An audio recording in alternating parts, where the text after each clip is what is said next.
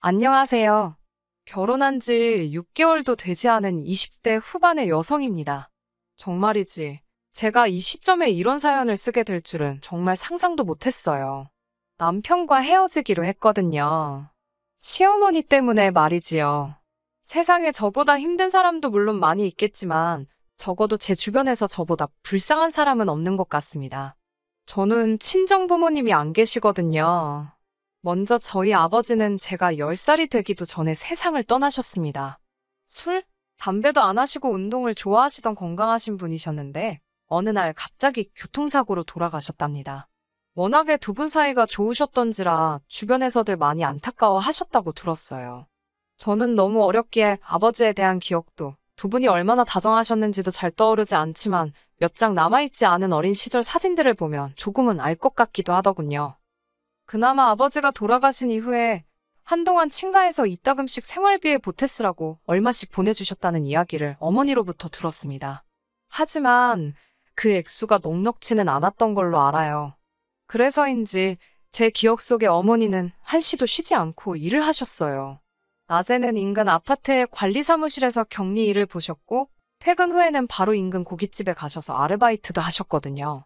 어쩌다 한 번씩 퇴근길에 떡볶이를 사오시곤 했는데 지금까지 그것보다 맛있는 떡볶이는 먹어보질 못했네요. 자식이라면 누구나 자기 부모가 제일 안쓰럽겠지요. 저도 그렇습니다. 지금도 이따금씩 어머니 입가의 잔주름이나 손등에 튀어나온 힘줄 등을 떠올리면 가슴이 먹먹해져요. 이제는 그나마 그 손 한번 마음껏 만져볼 수도 없으니 더 그런 것 같기도 합니다. 저희 어머니는 제가 21살, 대학교 2학년이 되던 무렵 세상을 떠나셨어요. 갑작스레 어머니까지 돌아가신 뒤 저는 알지 못했던 3억이라는 유산과 저와 어머니가 살던 작은 빌라를 물려받게 되었습니다. 그렇게 지독하게 살던 어머니의 인생을 생각하면 턱없이 부족한 것 같으면서도 너무나 큰 돈이었어요. 살아생전 저희 모녀가 그렇게 힘들 때는 연락 한번 쉽게 닿지 않던 친척들이 다들 어디선가 나타나서 악어의 눈물을 흘리더라고요. 어머니가 돌아가신 뒤 1년 동안은 정말이지 이 험한 세상을 배우며 조용한 싸움닭이 되었습니다.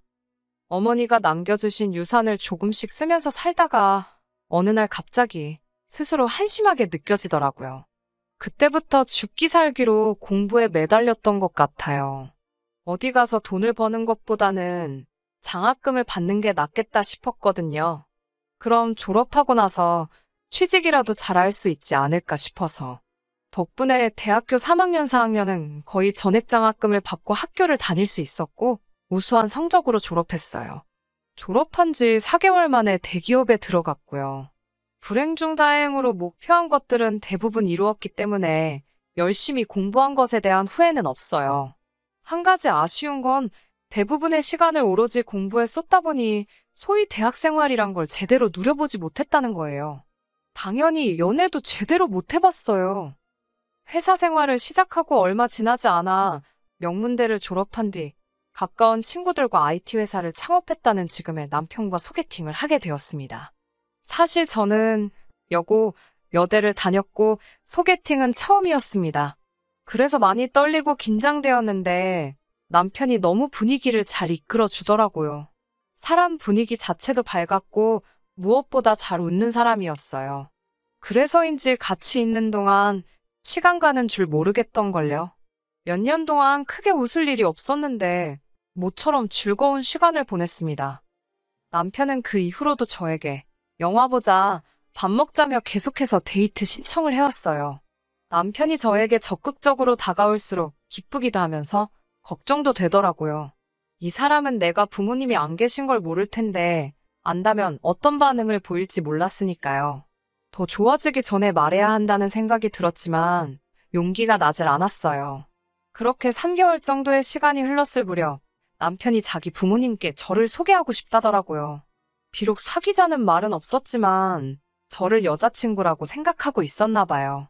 그제서야 저는 남편에게 사실대로 털어놓았습니다. 아버지는 제가 아주 어렸을 때 돌아가셨고 어머니도 제가 20살이 조금 넘었을 때 세상을 떠나셨다고요. 남편은 한동안 말이 없었습니다. 약간 충격을 받은 표정이었어요. 그러더니 저에게 고생이 많았겠다며 제 손을 잡아주더라고요. 그러면서 남편은 자기는 그런 거 신경 쓰지 않는다면서 걱정하지 말라더군요. 그 이후로 남편과 저는 1년 정도를 더 만났습니다. 남편은 저와 연애를 시작할 때와는 달리 결혼만큼은 정식으로 프로포즈를 해왔고 저도 기쁜 마음으로 받아들였습니다. 하지만 막상 프로포즈를 승낙하고 나니 마음이 좋지만은 않더라고요. 비로소 현실적인 것들이 조금씩 눈에 들어오기 시작했다고 할까요? 시부모님 되실 분들이 제가 친정이 없다는 걸 아시면 어떤 반응을 보이실지가 가장 걱정이 되었지요. 남편은 그런 저를 조금이라도 안심시키고 싶었던 모양이에요. 하루는 남편이 자기 집안에 대해서 미리 설명을 좀 해주겠다며 말을 꺼내더라고요. 시부모님께서는 서울에서 2시간 이상 떨어진 지방에서 살고 계신다 했습니다. 원래 자기도 거기 살았었는데 서울에 있는 대학에 합격하면서 자기만 서울로 올라왔대요. 그 이후로 서울에 아예 자리를 잡게 되었고요. 시부모님은 얼마 전 은퇴를 하셨고 현재 따로 하시는 일은 없으시답니다. 연금이나 따로 노후 준비도 안 되어 있으시고요. 여기까지 듣고 제가 그럼 지금 어떻게 생활을 이어나가고 계시냐고 물었더니 그때그때 소일거리가 있으면 하시고 자기도 잘 모르겠다고 하더라고요. 그나마 남편이 돈을 벌기 시작한 이후로 한 달에 얼마씩 보내드리고 있다고도 했습니다. 정확한 액수는 말해주지 않았는데 저도 궁금하지 않아서 묻지도 않았고요. 솔직히 여기까지 듣고서 무슨 생각을 했냐면요. 차라리 잘 됐다 싶더라고요. 시댁이 너무 조건이 좋은 집이 아니라서 오히려 안심이 됐어요. 며칠 뒤 시부모님께 인사를 드리기 위해 시댁으로 향했습니다. 정확히 프로포즈를 받은 지 2주 만이었어요. 제가 마음고생을 어찌나 많이 했는지 살이 3kg이나 빠졌더라고요. 남편은 자기 부모님은 편견이 없으신 분들이라며 저에게 걱정하지 말라 했지만 자기 부모님을 객관적으로 볼 수 있는 자식이 몇이나 되겠어요? 솔직한 말로 막상 당일이 되자 가보면 알겠지, 부딪혀보면 알겠지. 반쯤은 자포자기한 심정이었지요. 고속버스를 타고 2시간이 걸려 시부모님이 사시는 동네에 도착했습니다. 거리도 멀고 날씨도 따뜻했기 때문에 남편의 안내를 받아 시댁 근처에서 가장 유명하다는 빵집에서 케이크를 사고 근처 과일가게에서 과일 바구니를 샀어요. 남편 말로는 전부 다 시부모님께서 제일 좋아하는 것들이라고 했습니다. 남편을 따라 도착한 곳은 10평 남짓이나 될까 싶은 작은 빌라였습니다. 남편이 독립하기 전까지는 그래도 아파트에서 세 식구가 살았는데 남편이 서울로 올라오면서 이리 이사하셨다고 하더군요. 자세히는 모르지만 특별히 일을 안 하시고도 생활이 가능하신 건 아파트를 파셨기 때문 아닐까 라고 혼자 조심스레 추측만 했네요. 잠깐 다른 생각을 하는 사이 어머님께서 문을 열어주셨습니다. 거실에 모여 앉자 남편이 제가 사온 거라며 케이크와 과일 바구니를 꺼내놓았습니다. 어머님이 이 동네 건 맛없는데 왜 여기서 샀냐며 남편에게 타박을 주시더라고요. 저한테 직접 뭐라고 하신 건 아니지만 좀 눈치가 보였어요. 어머님께선 아직 점심 준비가 덜 되었다며 잠깐만 기다리라고 하시고는 주방으로 향하셨습니다. 한 5분쯤 지났을까 아버님께서 저더러 가서 안 도와줄 거냐고 큰 목소리로 물으시더라고요. 순간 당황한 제가 누구를요? 라고 물었습니다. 그러자 주방 쪽에서 어머님이 아버님께 냅두라고 그것도 본인이 내켜야 하는 거지 뭘 하라 마라 시키냐고 한마디 하시더라고요. 제가 죄송하다며 자리에서 일어나려고 하자 어머님께선 옆구리 찔러 절박기라며 그냥 있으라 하셨습니다. 솔직히 차라리 가서 도와드리라고 말씀을 하시지 이런 식으로 무안을 주시는구나 싶더라고요. 남편도 깜짝 놀란 듯 두 분은 왜 그렇게 말씀을 하시냐면서 저더러 괜찮다고 가만히 있으라고 했습니다. 그러더니 본인이 뭐 도와드려야 하냐면서 주방으로 갔는데 어머님께서는 그런 남편에게 일주일 내내 일하다 내려왔을 텐데 괜찮다며 앉아서 쉬라고 했어요. 그제서야 이런 게 시집살이라는 걸 알았지요. 가만히 앉아서 눈치만 살피고 있자니 가시방석이 따로 없더군요.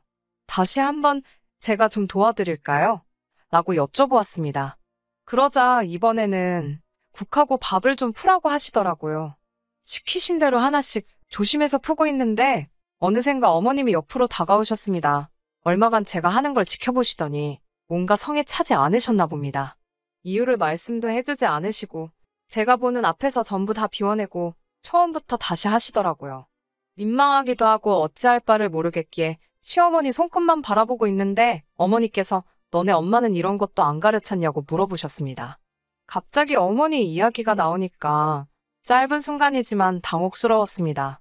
어떻게 대답해야 할지 모르겠던 찰나에 아버님께서 빨리 좀 먹자며 부엌으로 들어오셔서 나름 고비를 넘길 수 있었어요.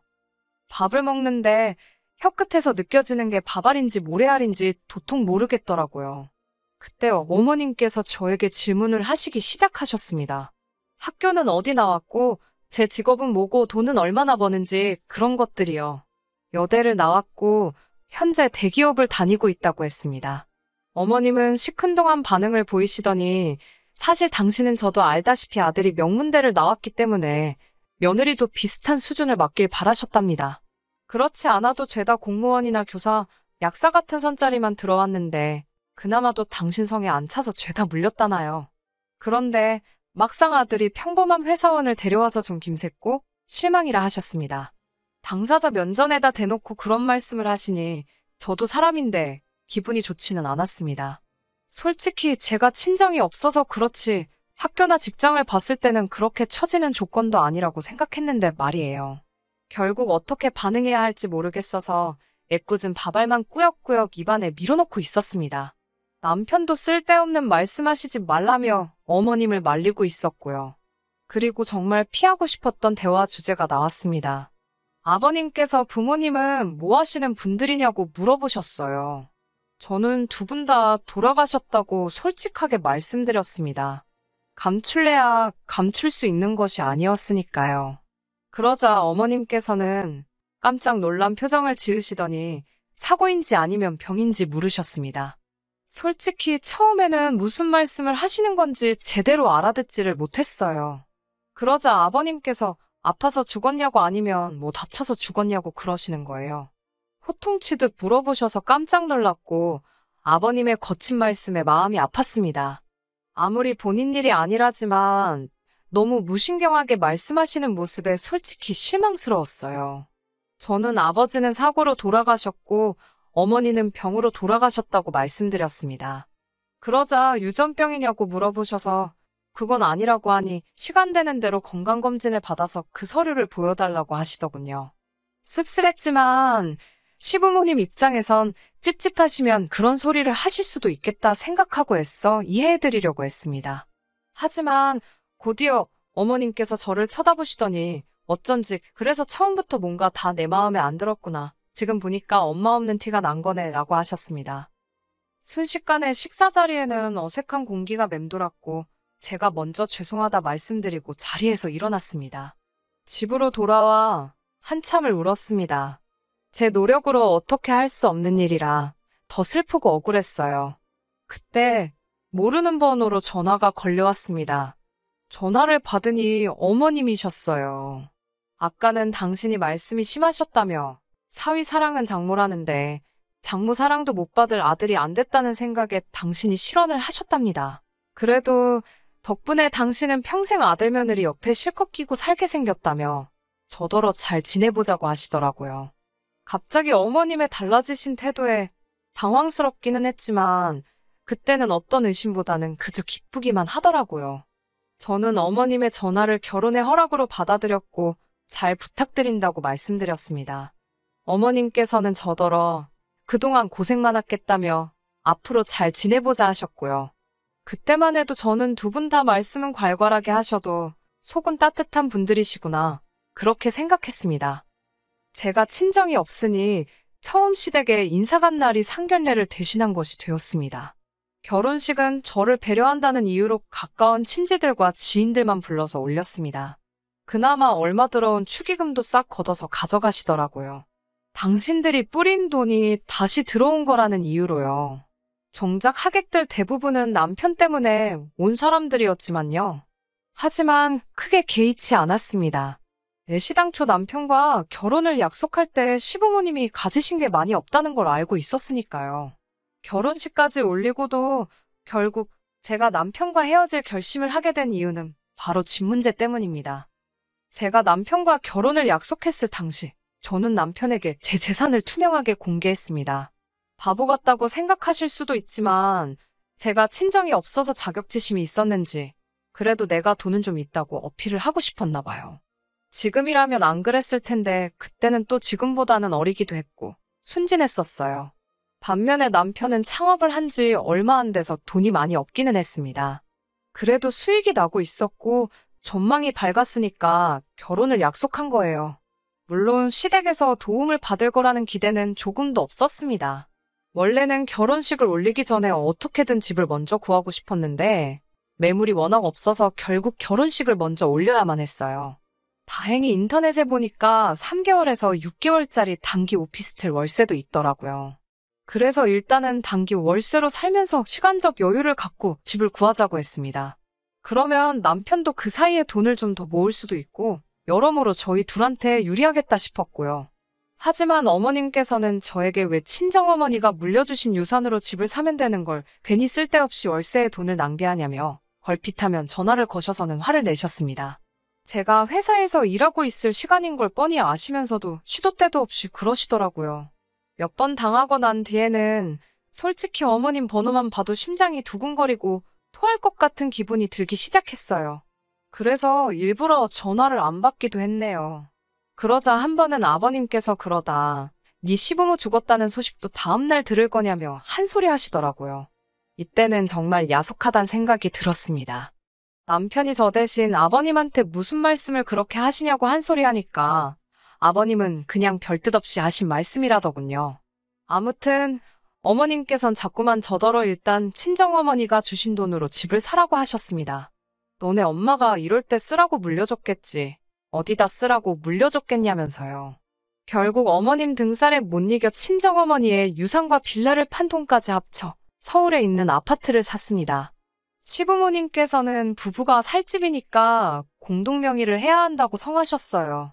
전 내키지 않았지만 시부모님 등살에 어쩔 수 없이 그렇게 하기로 했고요.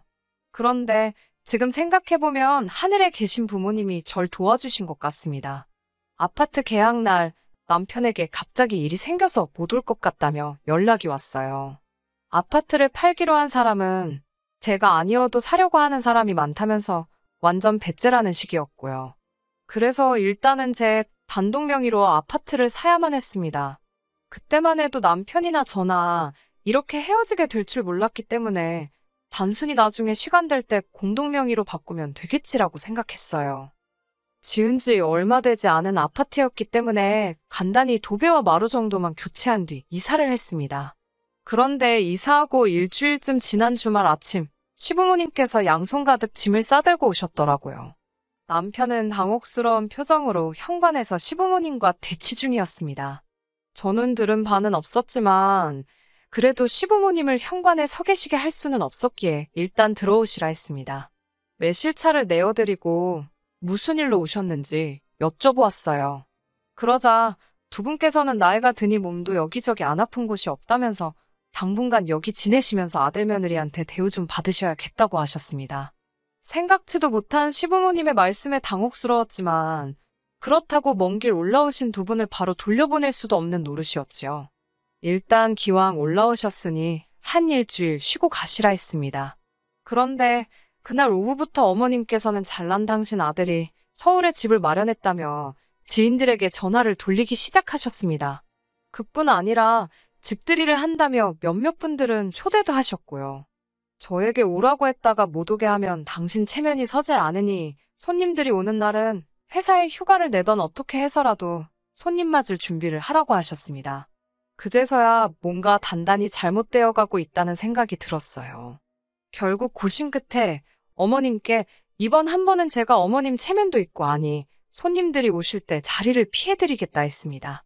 하지만 여기는 저희 둘이 사는 집인 만큼 앞으로는 꼭 연락하고 오시고 마음대로 어머님 손님이든 아버님 손님이든 부르지 마시라고 말씀드렸어요. 그러자 시부모님 두 분 다 당신들이 아들 집 오겠다는데 왜 며느리 허락이 필요한 거냐며 네가 뭔데 와도 된다 만다를 따지냐고 호통을 치셨습니다. 전 순간 이 두 분이 무슨 기억상실이라도 걸리셨나 싶었습니다. 이 집을 제 돈으로 샀다는 걸 그새 까먹기라도 하신 건가 싶었거든요. 그게 까먹어질 일인가 싶었고요. 아버님은 한술 더 떠서는 저는 부모가 없는데 남편은 시부모님이 계시니까 그게 셈이 나서 제가 부모 자식 연을 끊게 하려고 지금 이러는 거랍니다. 도대체 무슨 말씀을 하시는 건지 이해가 되질 않더라고요. 그래도 만약 예전처럼 남편이 변함없이 부모님 앞에서 제 편이 되어주고 제 입장을 대변해 주려고 노력했다면 설령 그 효과가 아주 작고 미비했을지라도 저는 참고 살았을 거예요. 하지만 다 잡은 물고기라고 생각해서였을까요? 남편의 태도는 결혼 전과는 너무 많이 달라져 있었습니다. 남편은 저에게 그거 집 사는데 돈 좀 보탰다고 나이 드신 시부모님한테 너무 드세게 군다면서 질린다고 하더라고요. 결혼한 지 겨우 6개월이었고 누가 봐도 시부모님이 저에게 무례한 말을 퍼붓고 계셨는데 남편에게 질린다는 소리나 듣고 있자니 이렇게 사는 게 맞나 싶었습니다. 그리고 아버님의 마지막 한마디가 제가 결정을 내리게 만드셨지요. 아버님께서는 저더러 친정이 없어서 찍소리도 못하고 고분고분할 줄 알았더니 그런 맛도 하나 없다면서 당신들 말 안 듣고 이 집안 샀으면 며느리 안 시켜주고 절 내쫓으려고 하셨답니다. 이런 모욕적인 언사를 듣고 있으니 정신이 확 들더라고요. 마치 제가 친정어머니가 남겨주신 유산을 가지고 이 집에 팔려오다시피 시집을 온 것 같았고 갑자기 이 결혼 생활이 치욕스럽게 느껴졌습니다. 제가 왜 그동안 시부모님의 막말을 참았던 걸까요? 아버님이 저한테 막말을 하신 것처럼 저도 똑같이 돌려드렸습니다. 저도 남편 전망 좋고 잘난 남자인 줄 알고 결혼했는데 지금 보니까 별 볼 일 없어서 너무 후회된다고요. 어머님, 아버님이나 저나 서로 손해보는 장사한 것 같은데 서로 물리자고요. 그러자 어머님께서는 그러면 이 아파트 공동명이니까 팔아서 반 주고 헤어지랍니다. 이 말을 듣고 전 정말 어이가 없었어요. 그런데 남편은 저한테만 못하는 소리가 없다면서 지금 당장 시부모님한테 사과하랍니다. 제가 남편에게 못할 말은 네 부모가 나한테 훨씬 많이 했다고 너도 귀 두 개 똑바로 달려있으면 다 들었을 거 아니냐고 그랬지요. 귀는 폼으로 달고 다니냐고요. 이런 제 모습을 처음 본 남편이 충격을 받은 듯 했지만 전 개의치 않고 어머님께도 한마디 했습니다. 어머님도 양심 좀 챙기시라고요. 능력 좋은 아들이 서울에 집을 마련했다고요. 어머님, 아드님 지분은 이 집에 단 1%도 없습니다. 그리고 그놈의 명문대에서 1년에 몇 명씩 졸업하는지 알기나 하시냐고요. 제 말에 제대로 대답도 못하시고 몸만 부들부들 떠시던 어머님은 급기야 해서는 안 되는 말씀을 내뱉으셨습니다. 저더러 네 부모가 네 이러는 꼴 안 보려고 일찍 죽었나 보다고 그러셨어요. 그 말을 듣는 순간 정말이지 말 그대로 눈이 뒤집어지는 것 같았어요. 마음 같아선 당장이라도 위아래 할 것 없이 어머님 입을 한 대 때려드리고 싶더군요. 하지만 차마 그렇게는 할 수가 없어서 저도 악담 한마디 해드렸습니다. 어머님이 자꾸 이런 모습 보여주시면 어머님 아들도 어머님 이러는 꼴 안 보려고 일찍 죽을지도 모르겠다고요. 서로 결국 감정이 격해졌습니다. 저는 남편한테 양심이 있으면 네 부모 데리고 당장 내 집에서 꺼지라고 했어요. 어머님은 공동명의의 네 집 내 집이 어딨냐며 남편더러 나가긴 우리가 왜 나가냐며 버티라 하셨습니다. 남편이 그제서야 공동명의 설정을 아직 못했다고 이야기했고 어머님은 당황하고 실망하신 기색이 역력했어요. 그러더니 하신다는 소리가 공동명의 대신 위자료 달랍니다. 친정도 없는 며느리 유산 보고 결혼시켰는데 이런 뻔뻔한 경우가 어디 있냐며 소리소리를 지르더라고요. 전 법대로 하라고 했고요. 소리만 지르면 뭐 다 되나요? 결국 제 생각대로 애시당초 유산으로 받은 재산인데다가 혼인신고도 되어 있지 않았기에 남편 몫으로 돌아갈 건 단 1원도 없었습니다. 게다가 그 짧은 기간 동안 부동산 시장이 엄청 활발했던 터라 제가 사놓은 아파트가 그새 가격도 제법 올랐더라고요. 저희 시어머니는 나중에는 얼마나 마음이 급해서 그런 건지 그게 다 자기 덕이라며 집값이 상승한 부분만큼은 자기에게 줘야 된다는 말도 안 되는 억지를 쓰셨지만 당연히 효과는 없었지요. 결국 그로부터 얼마 지나지 않아 저와 남편은 헤어졌습니다. 그나마 불행 중 다행으로 서류 한 장 얽힌 게 없었기에 모든 것이 워낙에 수월하게 정리되었습니다. 돌이켜 생각해보면 결정적인 순간마다 번번이 하늘에 계신 부모님이 저를 지켜주셨던 것 같아요. 지금은 남편이 밉고 그런 감정은 남아있지 않습니다. 그저 가끔씩 나에게도 고민을 털어놓거나 아프다고 투정을 부릴 수 있는 친정이 있다면 얼마나 좋을까 싶어요. 다시 혼자가 되어버렸다고 생각하니 씁쓸하긴 하네요. 하지만 하늘에서 절 지켜보고 계실 부모님을 위해서 다시 한번 기운내 열심히 살아보려고요. 끝까지 들어주셔서 감사합니다. 오늘의 사연은 여기까지입니다. 구독과 좋아요, 알람 설정 부탁드리고 더 좋은 사연으로 다시 찾아뵙겠습니다. 감사합니다.